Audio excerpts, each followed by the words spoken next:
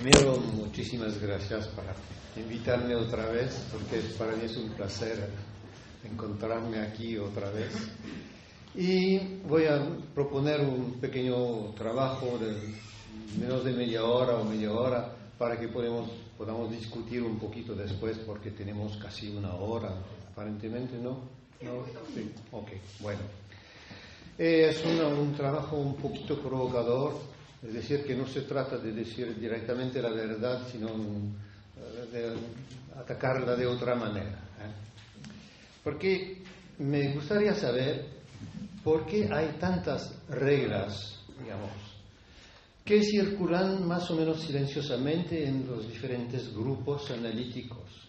Por reglas entiendo, por ejemplo, la duración de las sesiones, su cantidad semanal, las etapas de la formación de analista, las referencias teóricas, el pago de las sesiones falladas, el estilo de presencia del analista durante las sesiones, todas esas reglas que se dicen o se susurran en los grupos analíticos.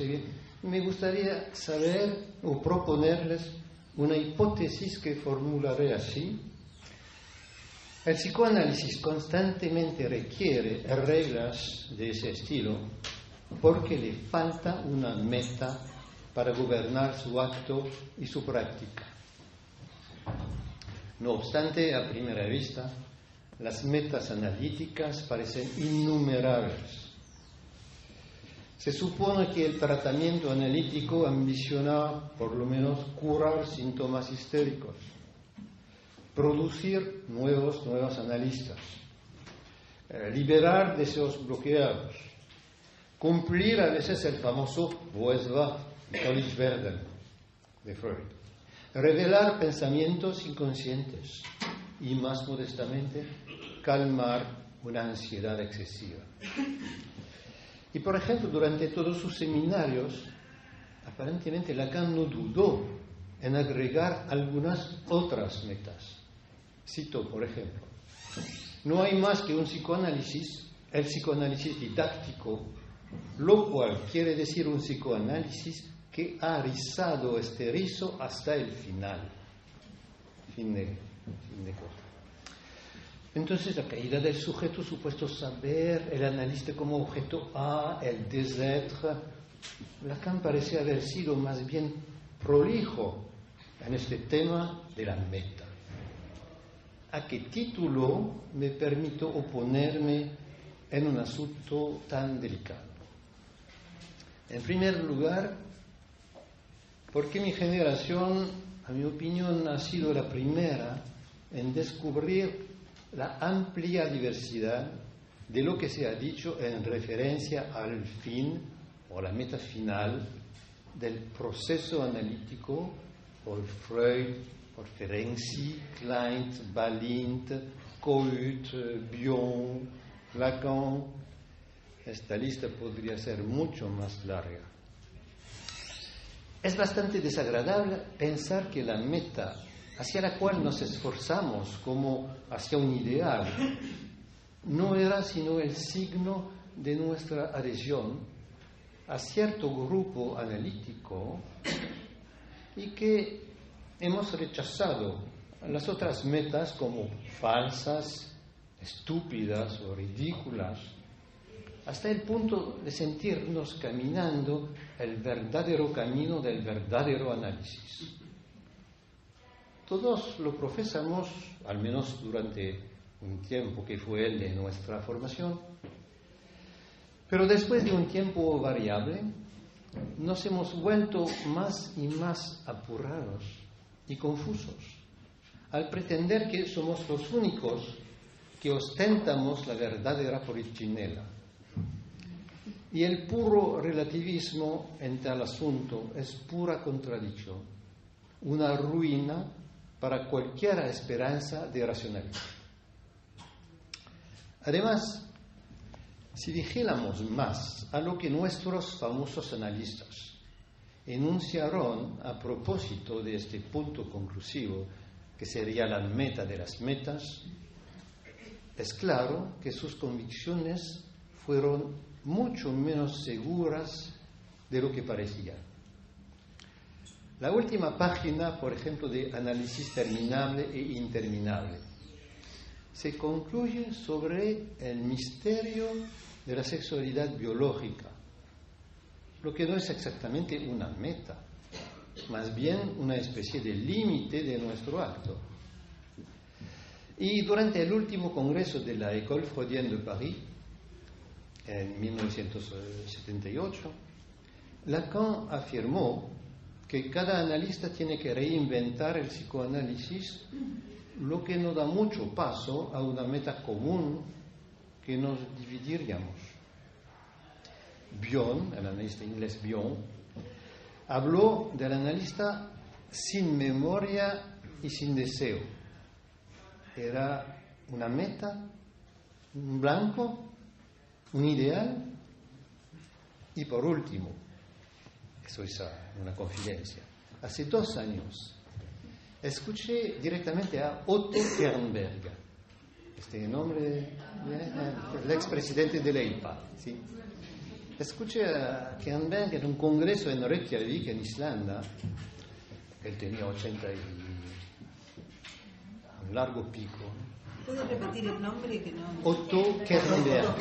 Kernberg es uno de los grandes nombres del Cohut. Había Cohut durante 20 años en los Estados Unidos, había Cohut y Kernberg. Sí, ¿Okay? sí. Era bueno, no voy a decir más a propósito de Kernberg, sino a propósito de lo que él dijo en Reykjavik, en una respuesta muy fuerte a un analista inglés que se llama Danny Nobles. Y Kernberg nos contó esta historia. Hace más de 20 años, cuando él era presidente de la IPA, lanzaron una investigación a través de muchos de sus institutos para saber si se podría encontrar un cierto consenso, incluso mínimo, a propósito de los criterios que permitieran saber si un análisis didáctico se había concluido o no.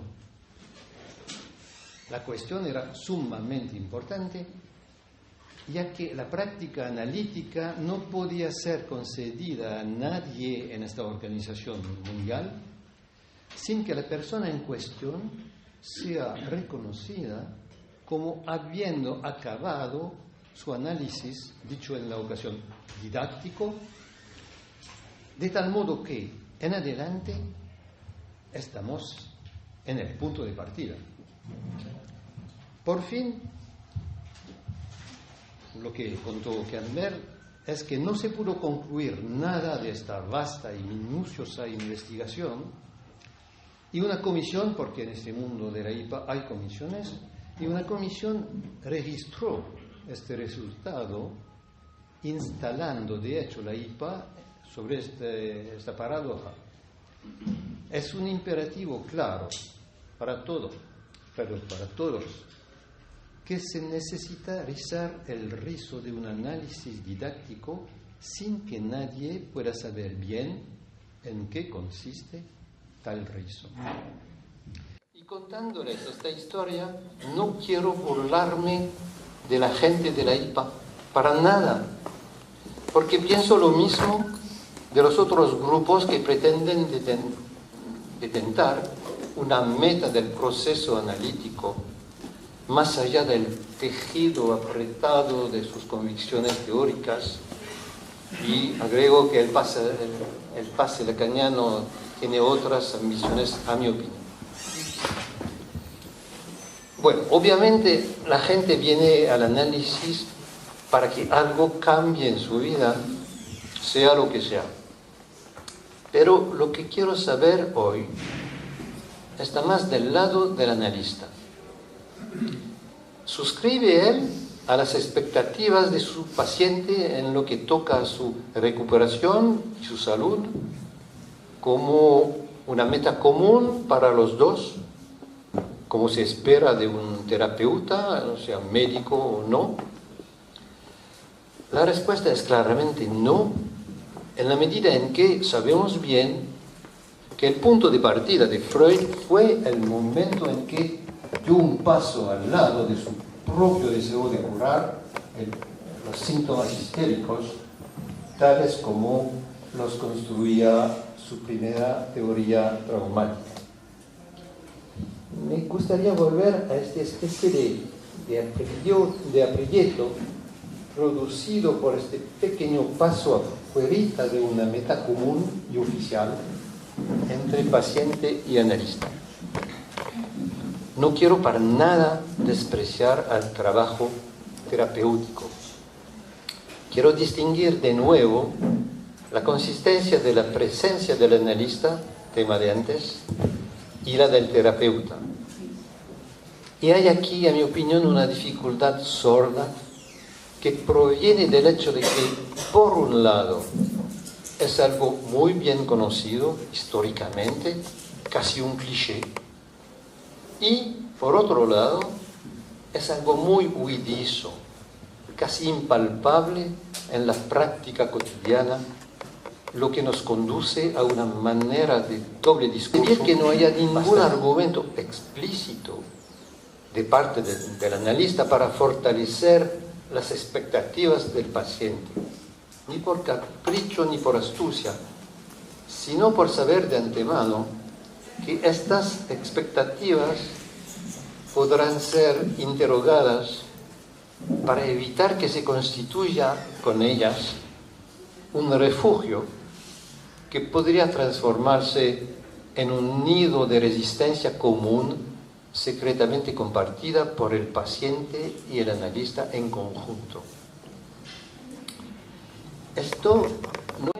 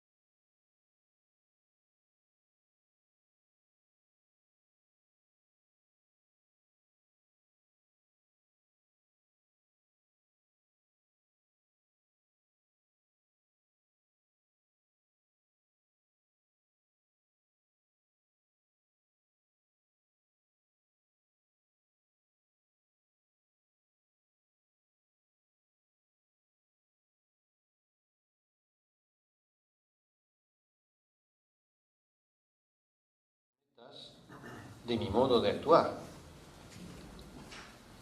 Las dos nociones de resultado y meta son efectivamente muy próximas. El único punto de discrepancia descansa en la lógica. Un resultado puede ser imprevisto. Puede ser una sorpresa que ocurre o no. Mientras que una meta es puesta como un propósito, dibuja un blanco que puede ser cumplido o no, pero es claro que una meta imprevista parecería más bien contradictoria o una figura retórica. La pequeña diferencia en lo que toca a la expectación posible con el resultado, necesaria con la meta, es para mí una indicación que un sujeto está en juego en este espacio entre lo que puede caer como resultado y lo que se mantiene en el horizonte con la meta. Y efectivamente, ¿cómo saber si hemos llegado a un horizonte?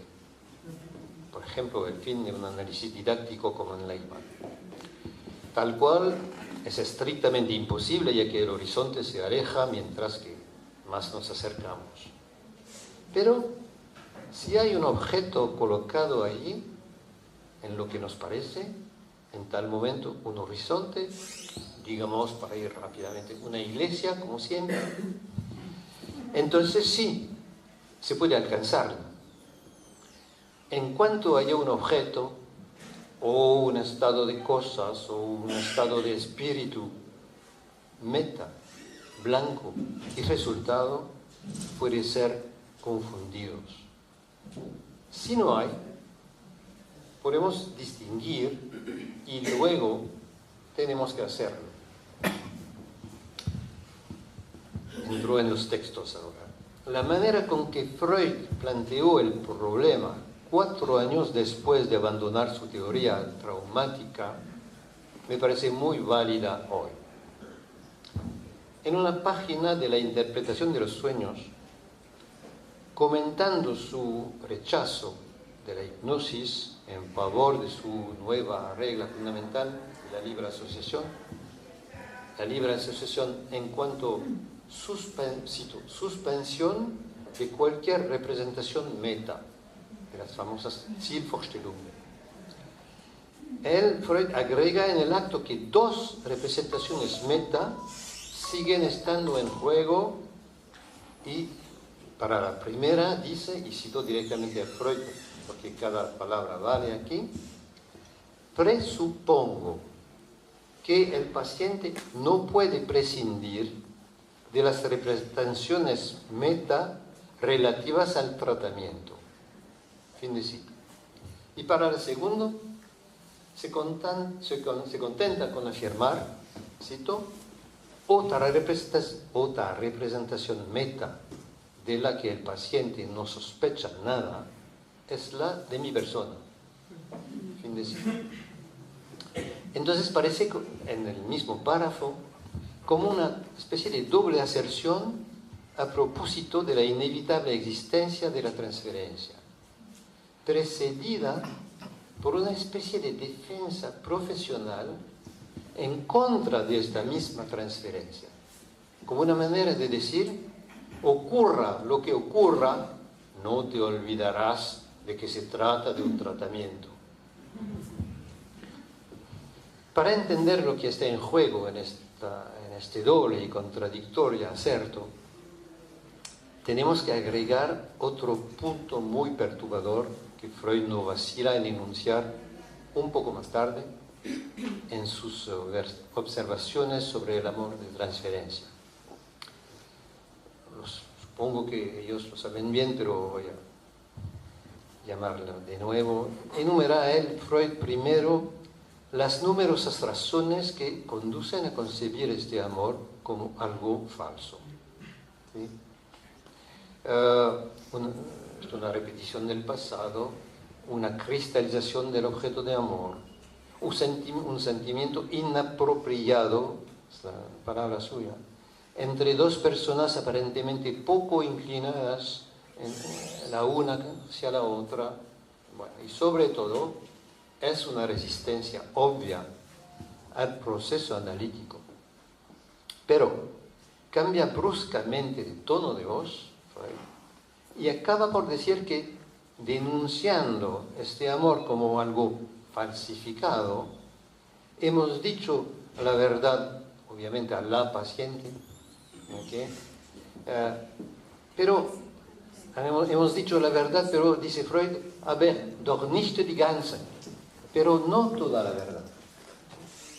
Tendríamos que añadir que este amor es también eine echte Liebe, un verdadero amor. Estas 2 representaciones meta entran otra vez en contradicción. Como un verdadero amor podría admitir no ser sino una consecuencia de un tratamiento. En el momento en que estaríamos cerca de rizar el rizo del proceso analítico, algo aparentemente sigue escapándose, arrastrándonos de nuevo en una paradoja que une 2 opciones opuestas. Tengo ahora que asegurar este último punto. Podríamos pensar, y muy a menudo lo pensamos así, que esta aparente contradicción no es sino un truco técnico. Desde el inicio voy a... Gracias. Gracias. Ok. Ahora.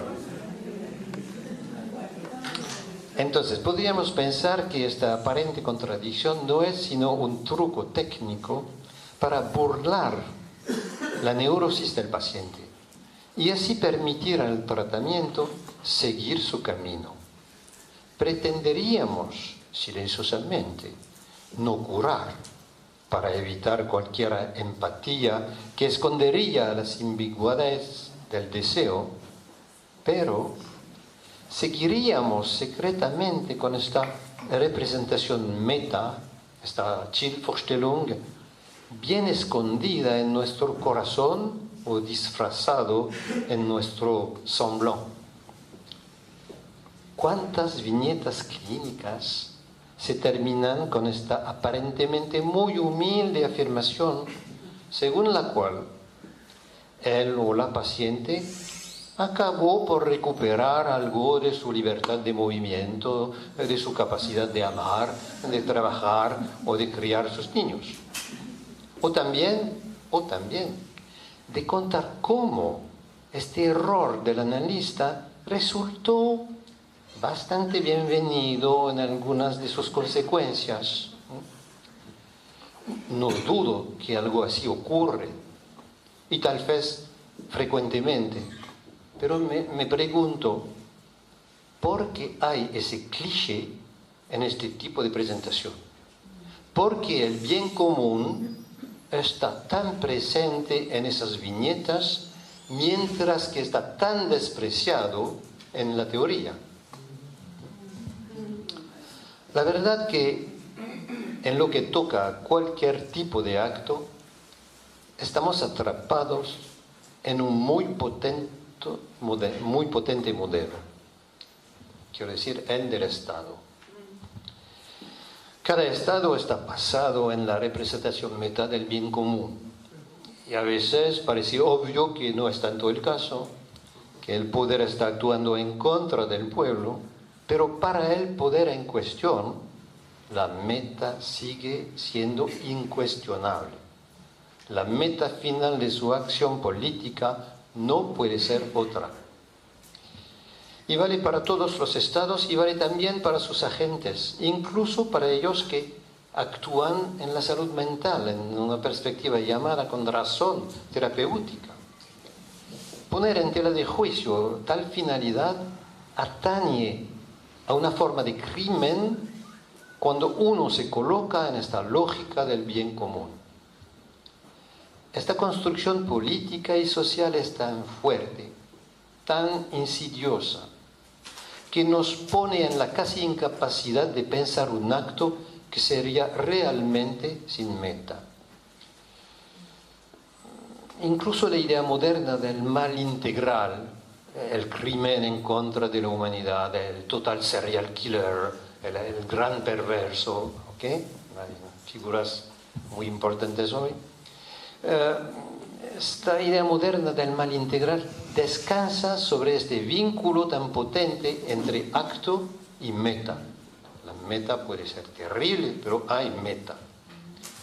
Luego, un acto sin meta se presenta como un perfecto oxímoron. Cualquiera sea el valor moral en juego. Y sin embargo, informado de esta ligera diferencia entre resultado y meta, y con la ayuda también del Freud de análisis profano, resulta posible volvernos hacia la noción del acto analítico como algo privado de esta especie de singularidad puntual que, topológicamente hablando, constituye una meta hacia la cual una multiplicidad de elementos se ponen a converger, se unen para desaparecer como multiplicidad y entrar en la unidad de una meta sin división interna. Es una propiedad de una meta. Ese es un punto clave de mi asunto en la medida en que se desvela aquí con esta ausencia de división interna, se desvela aquí el motivo secreto de la obsesión ética de una meta clara de todo el proceso analítico, que por fin la división subjetiva se resuelva en un propósito que sea uno, un verdadero átomo, algo que no se puede dividir sin hacer desaparecer todo. A mi opinión, Lacan insistió tanto sobre la topología en sus seminarios a partir de la identificación de 62 hasta el fin, en 1980, para que se pueda pensar esta suspensión de una meta ligada al acto. Por eso él buscó hacer tropezar una parte de nuestras convicciones euclidianas que vienen también con nuestras creencias kantianas, gracias. Ellas mismas en perfecto acuerdo con la idea del bien común y su convergencia hacia una forma de unidad sin división interna. Por ejemplo, a menudo se confunden dos diferentes calidades: ser sin límite y ser infinito, a causa de nuestra relación habitual con la infinitud y la ausencia de límite de la serie de los números naturales. Pero en esto nos equivocamos. La superficie de una esfera es finita y sin límite. Y es algo que vale la pena reflexionar cuando se trata de dar vueltas en la conclusión de un análisis. Algo finito y sin límite. No se trata de confundir los dos. Miremos ahora a un toro. Parece obvio que hay un agujero central, pero ¿dónde está el borde de este agujero? Casi no hay, o más bien hay una infinitud, ya que la superficie alrededor del agujero es también un círculo. ¿Okay? De tal modo que cualquier línea cerrada de esta superficie que gira alrededor del agujero central puede ser considerada como un borde de este. Y enfrente de la definición clásica y kantiana también de un agujero, un vacío con algo alrededor. Ahora estamos confrontados con la noción extraña de un agujero sin borde, claro y simple. Mejor para aproximarse a algo de la consistencia extraña del objeto A, por ejemplo, pasando por acá. Y lo mismo para terminar con la banda de Möbius. A primera vista es muy obvio que hay dos lazos diferentes, pero si nuestro dedo se desliza durante dos vueltas y retorna a su punto de partida, decimos generalmente, ajá, pero en lugar de ver en esto una manifestación de la evanescencia del sujeto tachado, por ejemplo, muy a menudo nos contentamos con sentir una ligera incomodidad y colocamos a la dicha banda sobre el anaquel con otras curiosidades, siguiendo en nuestras convicciones euclidianas y kantianas, en las cuales un agujero tiene un borde y una banda tiene dos lados. Luego, un acto tiene una meta o no es un acto. Punto y aparte. Les invito a considerar la perspectiva contraria. La manera en que un acto podría ser un acto sin que sea especificada cualquier especie de meta. Obviamente, esto no puede ser un objetivo permanente sin caer en un double bind típico, la meta de la no meta. Pero un tal esfuerzo permitiría, por lo menos, introducir un poco de trastorno en el imaginario de palabras como acto, principio, finalidad y otros todos tan fuertemente implicados en nuestra pasión por la ética.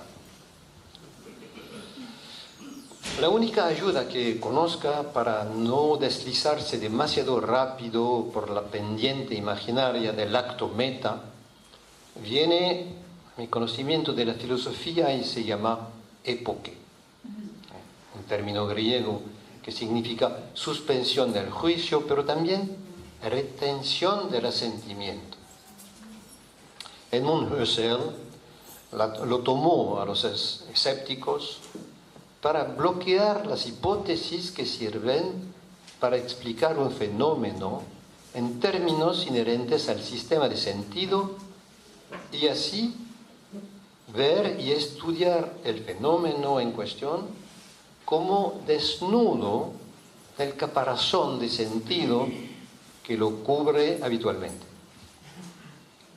Este movimiento de suspensión en el pensamiento es tan antinatural como concebir un acto privado de meta, y a pesar del hecho de que hablar parece la cosa la más natural entre los seres humanos, es sumamente importante recordarse que el diálogo analítico es básicamente artificial. Por lo tanto, que la regla fundamental sea considerada como pertinente y puesta en acto por y para el analista primero. Termino ahora.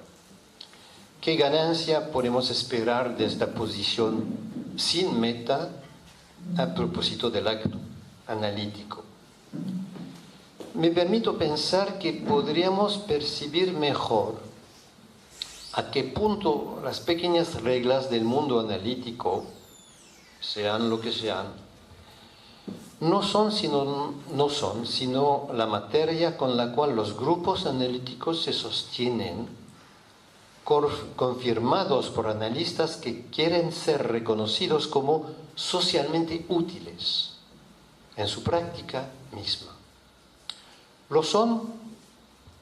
No lo sé. Pero lo que sé bastante bien es que estas mismas reglas trabajan solo en favor de la consistencia de los grupos analíticos, tapando esta parte de realidad socialmente escandalosa y a la cual cada analista está confrontado, que su acto está definitivamente dividido, tachado, desgarrado entre clínica y amor, saber e ignorancia, semblant y verdad, meta y no meta. Y la última contradicción de la cual no puedo salirme es que considero estos grupos, pequeños o grandes, como necesarios, incluso para analistas que pretender no pertenecer a ninguno. Gracias.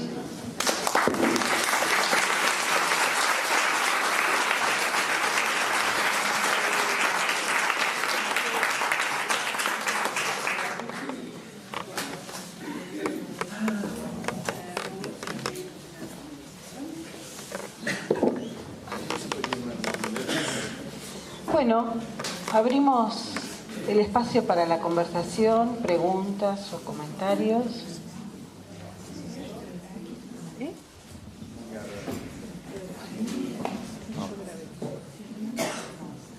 Te quería preguntar por la diferencia que me pareció, no sé si la estableciste explícitamente o hay ahí alguna ambigüedad entre sin meta y suspensión de la meta.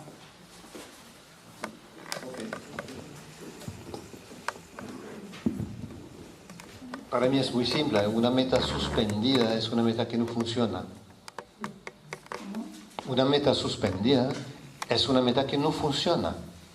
No se puede, una meta se pone silenciosamente en acción, no es algo que aparece así, es algo bastante secreto.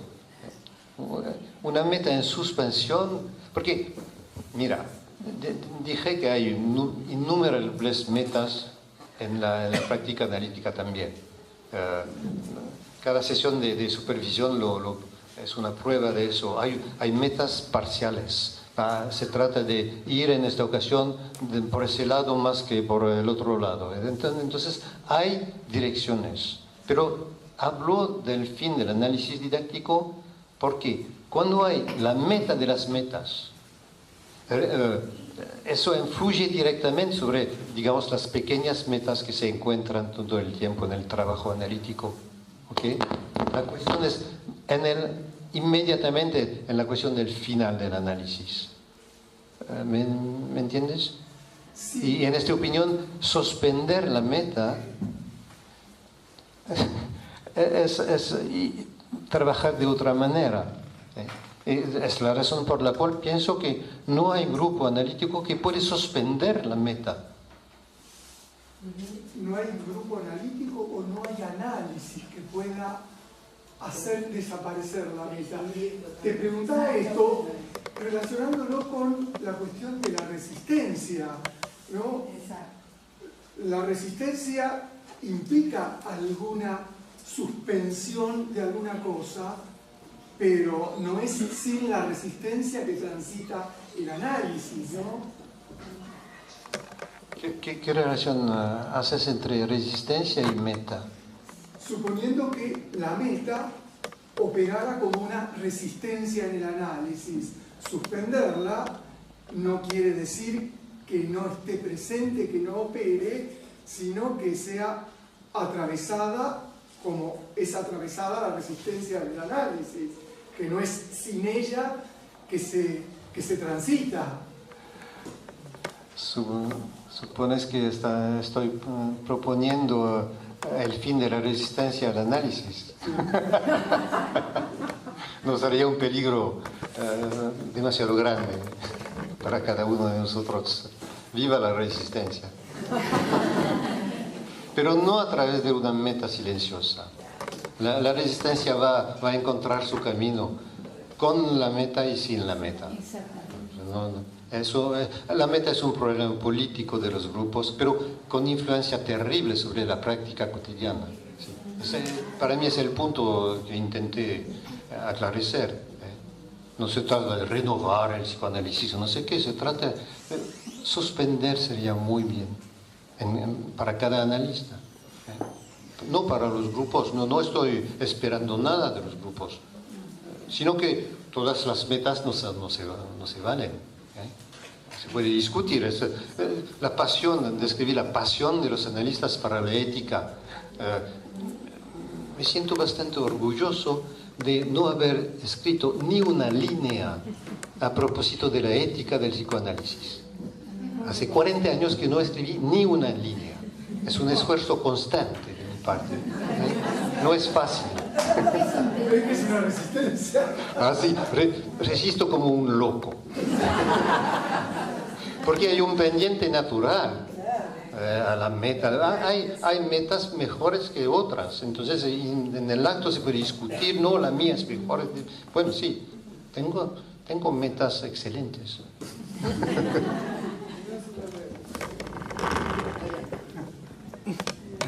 Bueno, dos cuestiones.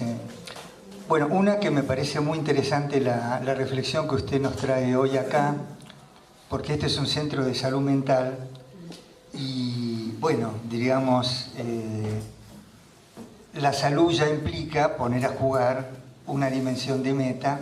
Y entonces, bueno, me parece muy interesante que usted traiga esta cuestión respecto de lo que me parece entender como,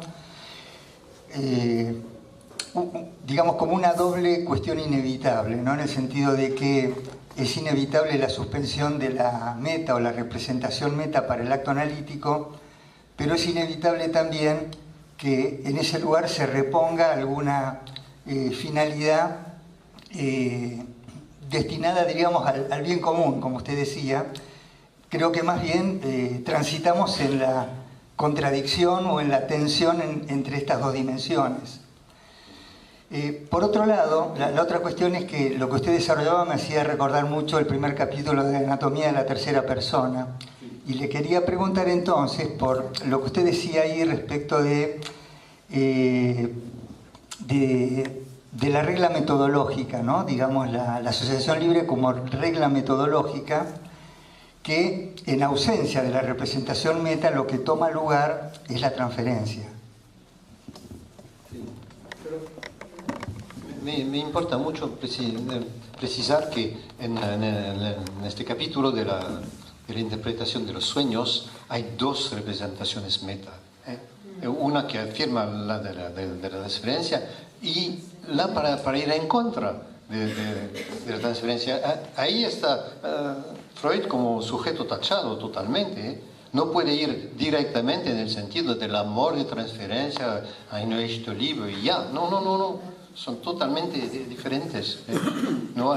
Entonces, con la regla fundamental, ahí la afirmación es una, ¿cómo decirlo? Pienso que Freud no lo había previsto, no lo había pensado así. Es una, ¿cómo se dice? Una contingencia, por supuesto, pero hay una palabra en inglés. Serendipia. Gracias. Serendipia. Se dice así en castellano, serendipia. Sí. ¿Sabes lo que es? Encontrar algo sin buscarlo. Sí, pero sin un accidente, algo totalmente. Hallazgo es realmente totalmente imprevisto. Ok, muy bien, un hallazgo, muy bien. Porque encontrar este tipo de funcionamiento doble con algo que aparece en la libre asociación, viniendo de la historia viniendo de la historia del asociacionismo y todo eso, pero hubo algo absolutamente nuevo en la regla. Y insisto mucho en eso porque me parece que ahora se pierde la importancia de la regla fundamental, que es tan natural hablar, no se precisa nunca, estamos hablando y ya, y me contesta él. Bueno, no, en tal momento me parece necesario precisar que cambiamos de regla, ¿ok? No se trate de hablar con el café, ni como en la cama o allá, o por otra parte. No, se trata de otra regla. Por supuesto, la regla no funciona para nadie, pero cuando se enuncia la regla, hay consecuencia para el analista. Hay una historia que me gusta mucho de Ferenczi, porque él cuenta que tenía un paciente obsesivo, de una neurosis obsesiva, que decía que respetaba mucho a la regla fundamental y decía siempre la misma historia. Y cuando Ferenczi le dijo, bueno, hay otra cosa, dice, no, estoy pensando todo el tiempo la misma cosa, entonces lo digo así. Y Ferenczi se lo dijo, bueno, cuando este tipo de idea le ocurre en la mente, bastará levantar el brazo. Y entonces se paró el asunto. Entonces es un truco interesante para reinstaurar la regla, ¿ok? Y, por ejemplo, saben bien que la más fuerte resistencia en la cura son los problemas. Los problemas. Cada uno tiene problemas y va a contarles al analista, y muy a menudo no se trata de otra cosa que los problemas. Y entonces una técnica posible es no decir ni una palabra a propósito de los problemas, pero es ser muy interesado cuando se trata de otra cosa. Hasta el punto de que se dice, ¿pero qué quiere este hombre? ¿Qué le interesa en la cura? Si los problemas no, es una manera de proceder, pero la resistencia en la regla fundamental son los problemas. Sí, cuidado con los problemas. Vinieron más tarde, pero se puede desocupar.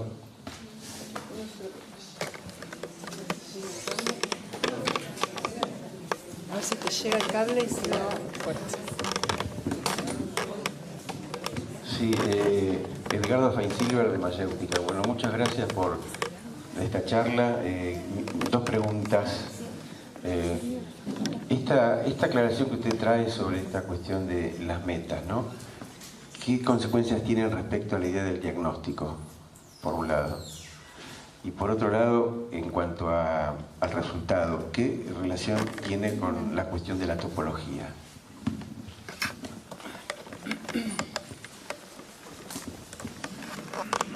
A propósito del primer punto, el diagnóstico,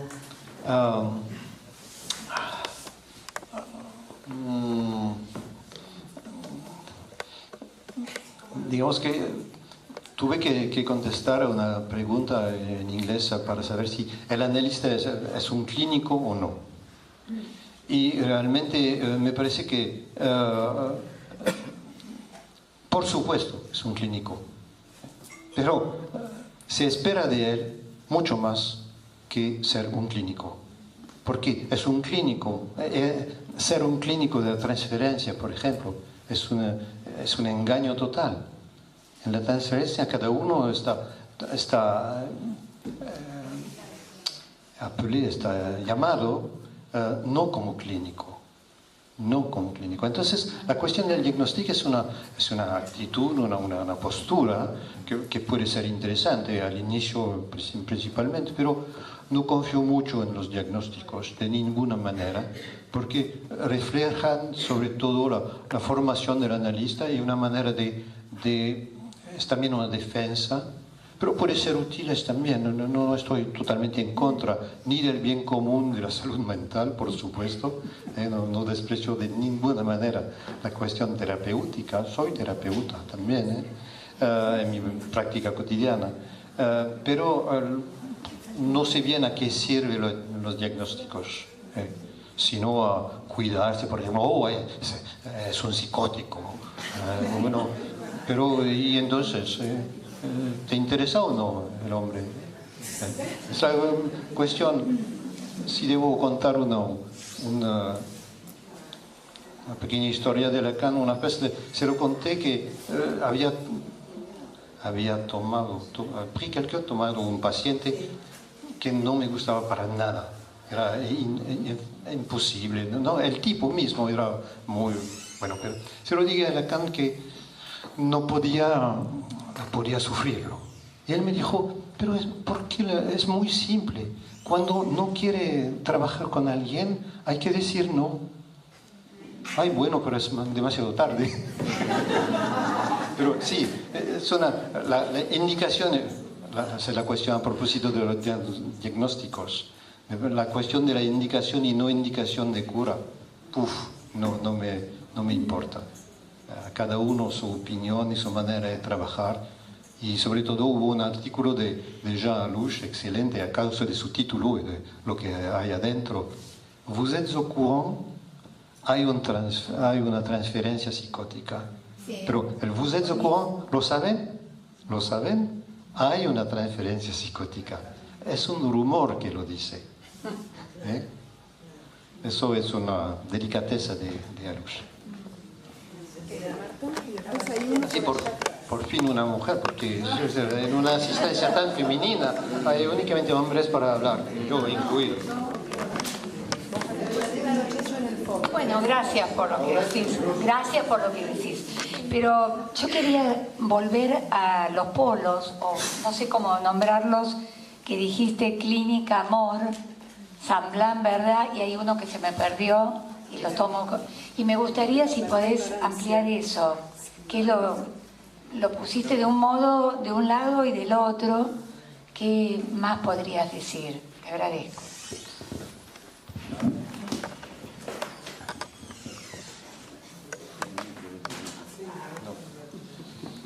Se olvidé de saber e ignorancia.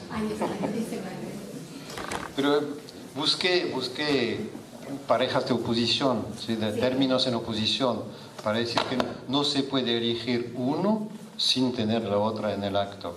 ¿Okay?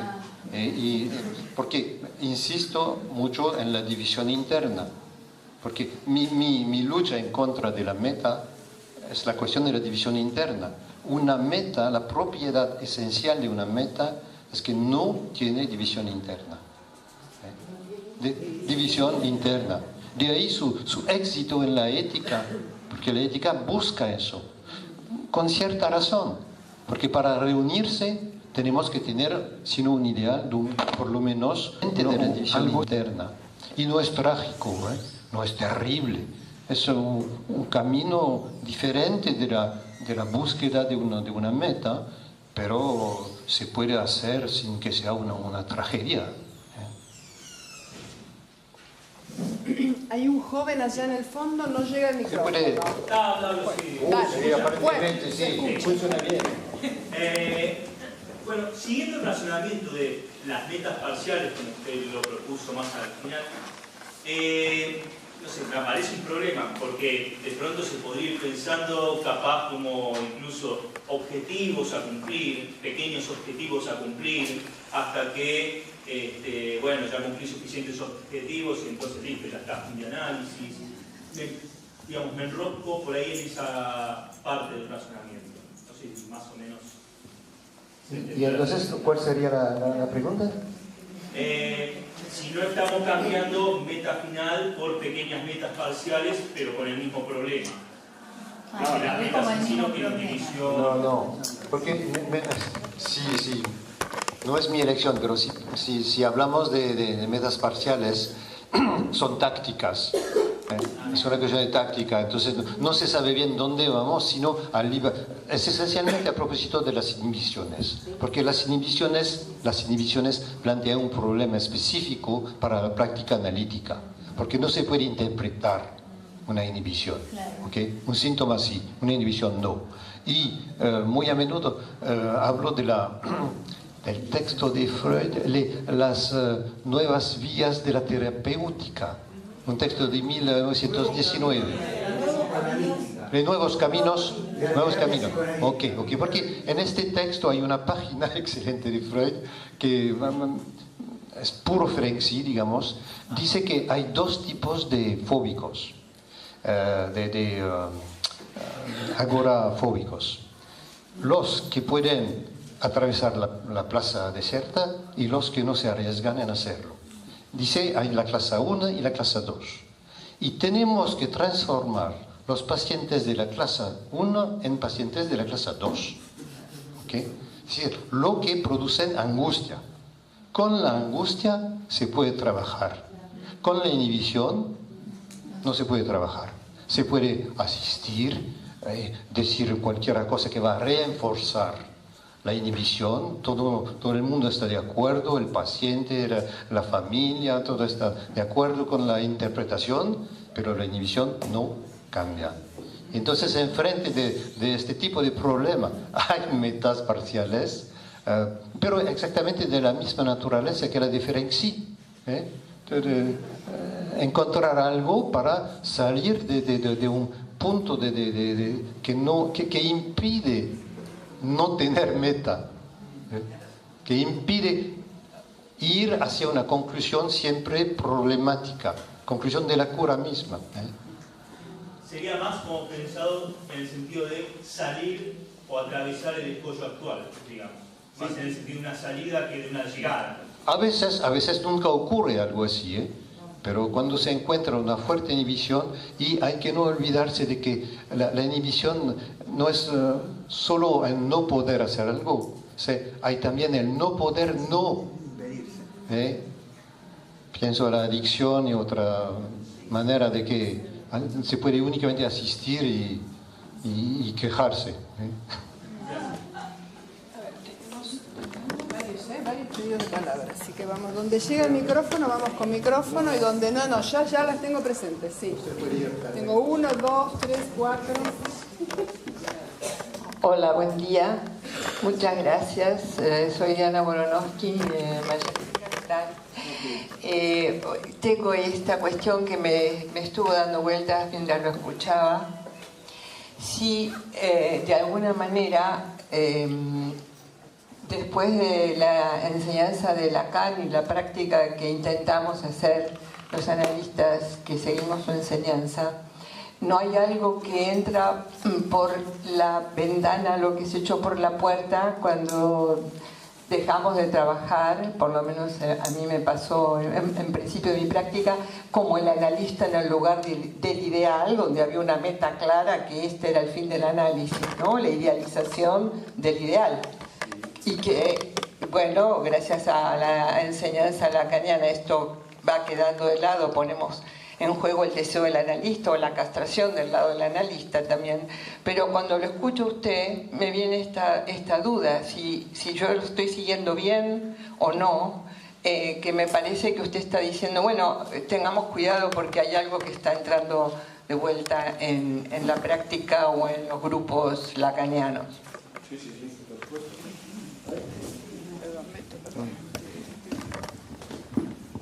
Hay que cuidarse de Lacan también.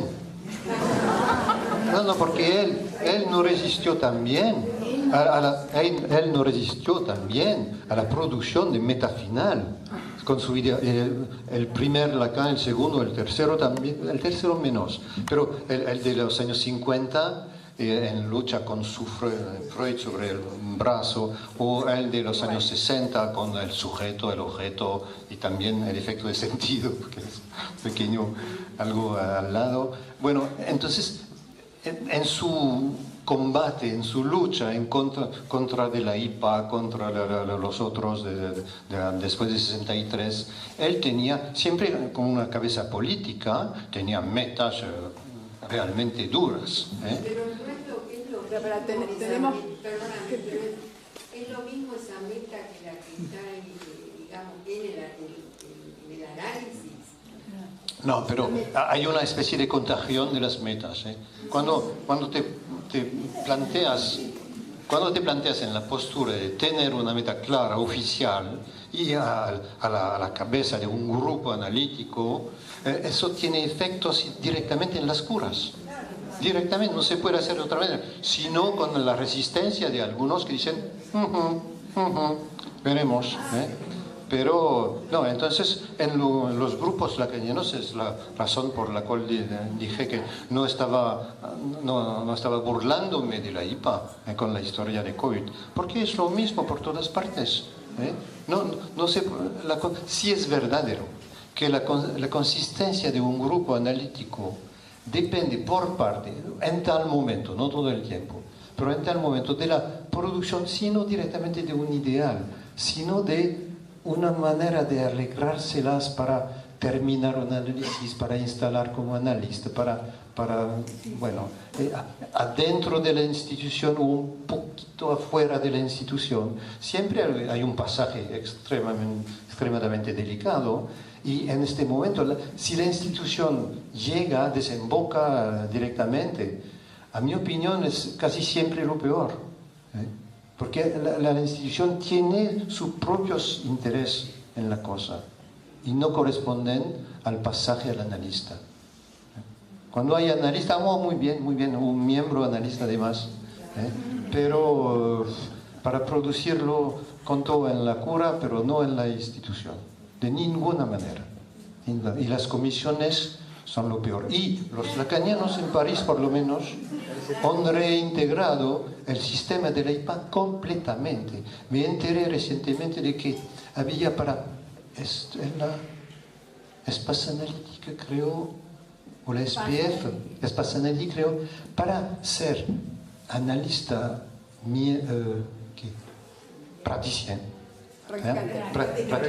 Okay. Es un grado, y hay que encontrar 3 analistas de la institución que opinen, que se reúnen en una comisión para decir si sí o si no. Bueno, que saben de cualquier cosa que sea. Es el sistema en la IPA es más claro y más decidido, porque ahí es bastante secreto. Y último punto, en la historia de la École Freudienne de París, por ejemplo, en el paso se dice no jerarquía, no, nada de eso. Bueno, hice el paso en 77. Por fin no fue nombrado con placer, porque había descubierto una cosa, que las cuotas eran diferentes. Sí. Para los AE pagaban más que los AME, que pagaban más que los analistas participantes, ¿ok? Hasta el fin, hasta 1980, ¿ok? bueno, cuando descubrí eso me dije, bueno, yo no quiero ser agregado de psicoanálisis. Prefiero el título de analista praticien, que fue el mío hasta el fin. ¿Okay? Praticien, claro, practicante, lo más bajo, lo más simple. ¿Y por qué? Bastaba decir, yo soy analista practicante. Ningún comisión, ningún visita a nadie, ni jury, nada. Una declaración y ya. ¿Okay? Tenemos varias. Y de ahí mi definición del analista es alguien que tiene la reputación de analista. Claro. Es decir, dicen que con él puedes hablar. Nelly primero, después vos. Nelly, voy a ir dando la palabra según el orden en que lo pidieron, así que Nelly. Bueno, muchas gracias. Muchas gracias. Bienvenido a todos los trastornos. Cada vez que viene acá les trae. Recuerdo que la vez anterior, usted habló acerca de la dificultad o casi imposibilidad, ¿sí?, de la transmisión, ¿sí?, de las experiencias clínicas. Hoy me parece que agrega algo que por lo menos me ayuda a seguir pensando, que es esto de que en las presentaciones clínicas anida mucho esto de el bien común, o en todo caso, digamos, presentaciones clínicas logradas donde algo del ideal se cumple, el analista parece ser. Entonces me pregunto, bueno, ¿cómo seguimos con esto de dar razones de la praxis? ¿Qué piensa de esto? Para mí es una cuestión difícil porque hace años y años que estoy en guerra en contra de las viñetas clínicas, pero no para matarlas, porque sin ellas la transmisión sería difícil. Pero la marea de viñetas clínicas es otra cosa, es un producto directo de las instituciones. Y es un resto, el psicoanálisis, antes el peligro era la medicina, desde hace años y años es la psicología, por razones obvia que hay mucha gente viniendo de la psicología y de la psicopatología, y en psicopatología presentación clínica es normal, se entiende perfectamente. Pero, y por un lado, como con la cuestión de los diagnósticos, se puede también comunicar algo a través de un caso clínico, muy bien, pero el analista está esperado más allá de este tipo de clínica. Y entonces hay algo engañador cuando la presentación clínica presenta algo, porque hay una cuestión narcisista en cada presentación. Y lo peor para mí es cuando se trata de cerrar el círculo de los clínicos, para muy a menudo reírse del paciente. Bueno, puede ser terrible eso. Pero el buen caso, la buena presentación clínica es cuando el analista no habla de un error suyo, no importa el error, no sé lo que es un error. Muy a menudo hay gente diciendo, hice un error. Veremos, es difícil saberlo, porque cuando hay una meta, hay un error o no, un éxito. Pero sin meta, la noción de error y de éxito se cae. Es una dificultad de más. Entonces, es difícil para mí arreglarme bien con la cuestión de las viñetas clínicas, porque yo no puedo dar una definición de la buena viñeta clínica.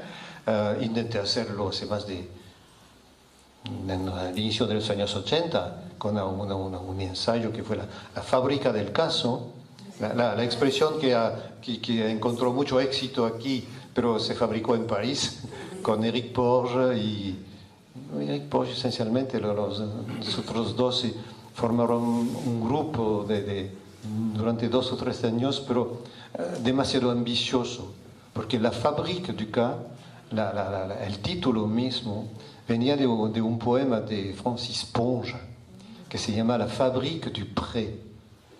La Fabrique du Pré es un libro excelente, pero porque Ponge escribió un poema de 2, 3, 4 páginas, pero publicó el libro de todos sus borradores.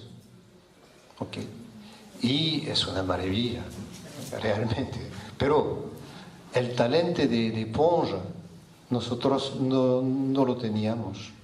Y entonces fue un fracaso importante porque decidimos de escribir un caso y el otro lo reescribía de nuevo y el otro también, y por fin salió nada. Una gran nada. Y fue muy decepcionante para mí, y de tal manera que las viñetas clínicas para mí es una, ¿cómo se dice? Una plega, algo penoso, algo penoso. Adriana, no llega el micrófono. Sí, buenas tardes. Muchas gracias. Creo que la que nos trabaja reivindica nuestro modesto oficio de psicoanalistas más allá de las jerarquías. Y bueno, y pensaba, en relación a esto de la meta, a mí me recordaba algo de la economía de los goces, la satisfacción de la pulsión en relación a la meta. Y en ese punto quería preguntarle si esto de esta división interna que propone no acompaña los desarrollos de Lacan respecto a la lógica del no todo, del no todo, de algo que hace a la dirección de la cura o el fin del análisis, donde podemos decir hay una retórica del inconsciente que opera, o sea, esa palabra, eso que llamamos la regla fundamental a la que usted se refirió, que opera sobre la pulsión, digamos, sobre esa satisfacción, esa meta que se busca, funcionando así como algo eso del no todo.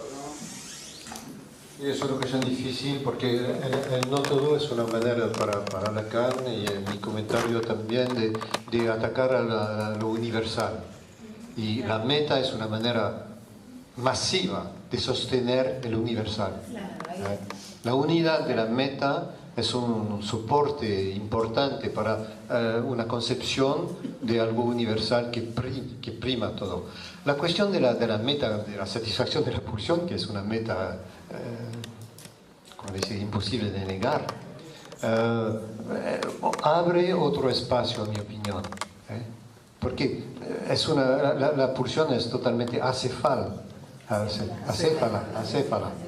y entonces la meta de un proceso acéfalo debe ser pensado de otra manera que un proyecto consciente de reunir la multitud sobre la unidad de un universal.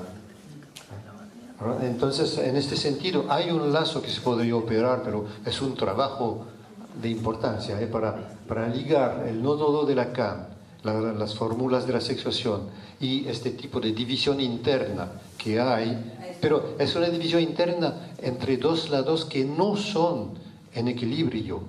¿Okay? De ahí mi crítica en el tiempo de un pequeño pasaje de Milner, que decía que entre la izquierda y la derecha en las fórmulas había un rasgo presente por un lado y ausente del otro lado. Es una reflexión del lingüista. Y el proyecto de Lacan es de otra manera. Es hacer sentir un desequilibrio en el funcionamiento mismo. Entonces hay algo que va en el sentido de mi crítica de la meta, porque la meta va directamente en contra de este tipo de funcionamiento del no todo para sanctuar o para celebrar el todo. Una meta, a partir de una meta piramidal, hay un todo. O se espera un todo. Elena. Después venimos. Sí, vos, dale. Bueno, antes que nada, muchas gracias por la introducción. Me pareció muy clara y me permite pensar un montón de cosas también respecto a la práctica. Yo me quedé pensando si esto de la no meta y el no blanco lo relacionaba con la práctica del arco y la flecha, el arte de la práctica del arco y la flecha, ¿no? Con el Zen. Sí, lo relacionaba con eso. Y también con el surrealismo, con lo que es un poco la postura del surrealismo cuando surge, fue conexiones que fui haciendo, porque pensaba la meta en realidad como una resistencia al análisis. parece que es aquello que resiste justamente, o que los poderes también, ¿no? El poder que se mencionó, justamente es una manera de ordenar la posibilidad del recorrido de la música, de ese recorrido. Okay, para el surrealismo es demasiado grande para mí para tener una opinión. Entonces yo no sé cómo contestar. Viviana. Quería ver si usted me podía decir algo acerca del efecto de sentido como tercer elemento en relación al acto analítico y a esta cuestión de la no meta. Sí, mira, el efecto de sentido, lo que voy a desarrollar primero el sábado es que es una expresión que en Lacan significa exactamente lo contrario de lo que se entiende habitualmente. El efecto de sentido es el nonsense, ¿okay? Pero entonces es totalmente de acuerdo con un sujeto, que no es un sujeto porque no es un agente, y un objeto que no es un objeto porque no es idéntico a sí mismo. Entonces es el tercer punto de una trinidad, digamos, de nominación al contrario de la acepción común y regular de sujeto, objeto y efecto de sentido. Aquí es el punto, se puede mostrar, pero debo decir también que el efecto de sentido es algo no es el centro del pensamiento de Lacan, de ninguna manera. Aparece en dos momentos, en el 64 y 75, y ya. Pero ahora, porque se agotan los comentarios a propósito de Lacan, que van a repetir siempre la misma cosa, forma parte de este agotamiento, porque soy comentador de esto desde hace tiempo. Y entonces me gustó tomar, por razones que explicaré al inicio el sábado por la mañana, porque empecé en la vida no con el psicoanálisis, sino con la historia por parte y por la semiótica también. Entonces, a partir de la semiótica, intenté casar, digamos, la semiótica estructural y la teoría del significante. Inútil decirle que me fracasé en serio. Entonces voy a contárselo más tarde. A propósito del efecto de sentido, porque sufrí bastante del efecto de sentido. Bueno, Adrián, y es la última. Bueno. ¿Querés micrófono? No, pero atrás no escuchan atrás. No, si puede ampliar lo que mencionó en un momento, de que el pase tenía otras ambiciones, si lo puede desarrollar. No, pero lo puse entre paréntesis porque sería otra exposición, otro trabajo. Pero podría pensar que el pase también es un objetivo, claro. Y hay prácticas del pase en ciertas instituciones que lo presentan exactamente así. El objetivo 1, si quieres transformarte en analista, el objetivo 1 es dirigirte hacia el pase. ¿Okay? Me parece que el texto mismo va totalmente en contra de eso, porque no se trata del pasaje al analista sin decir mucho, no nada, sin decir mucho del fin de la cura. ¿Okay? Hay una confusión en este punto entre el fin de la cura y el pasaje al analista. ¿Okay? Y lo que esperaba Lacan aparentemente al inicio y después también era un cierto saber, y en este sentido es un fracaso realmente. El saber que vino del pase, a mi opinión, es una bula de jabón, ¿una? No, sí, ok. Entonces yo no podía confundir, digamos, el pase como una meta del psicoanálisis. Fue mi propia experiencia del pase lo que gané a hablar con Passeur. No, con Passeur, a hablar con los Passeur, fue de entender cuál era mi papel en la École Freudienne de París. Porque durante años y años antes estaba como un pez en el agua, muy cómodo, muy cómodo. estaba trabajando todo el tiempo. Entre 73, cuando me integré como miembro de la escuela, y 80, hubo solo 2 momentos de reunión de la oficina pública de la escuela en que no participé. Todo el tiempo estaba presente, hablando, presentando algo, etc. Y en 77 y 8 empecé a preguntarme, ¿qué estás haciendo? Está en concordancia con tu ambición de ser analista, y concluí que no tanto. Estaba en otro juego, y gracias al pase, precisamente. Y la cuestión de la cuota. Yo podía pagar. Me quedé pensando, me pareció muy interesante, pero no lo entiendo bien, es la diferencia que usted hace entre la finitud o lo finito y lo ilimitado, lo sin límite, ¿no? Porque decía, bueno, si no colocamos la cuestión del fin, de que el análisis se termina, o de que una sesión se termina también, ¿no? La cuestión de la terminación, si no la colocamos a cuenta de un ideal, de una meta, ¿cómo podríamos pensar el fin, el acontecer del fin, en otro sentido, no como meta o como ideal, no al servicio de esa cuenta? Me pareció que cuando hacía esa diferencia apuntaba a pensar el fin de otra manera, ¿no? Primero, para mí el fin es un accidente, únicamente un accidente, no se puede prever, no es nada previsto, cuando se prevé no ocurre. ¿Okay?